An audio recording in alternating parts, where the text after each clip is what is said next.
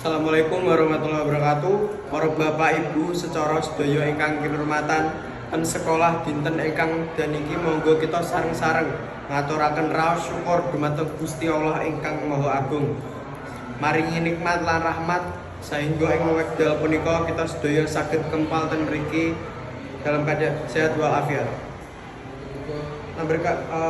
Kaya sing kita ngerteni, vape yaiku perangkat sing ngobong tanpa tembakau kanthi nikotin panas. Rokok lan vape padha, kandungane ora apik ge awak. Vape luwih mbebayani amarga ngandhut bahan kimia mbebayani sing bisa mateni.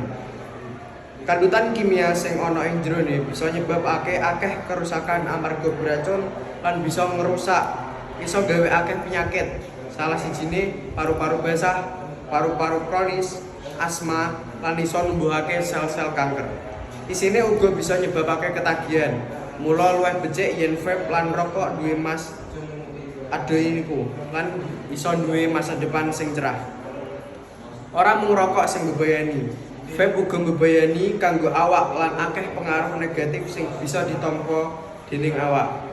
Muga-muga informasi kasebut bisa migunani lan mung iku saka kula. Wassalamualaikum warahmatullahi wabarakatuh.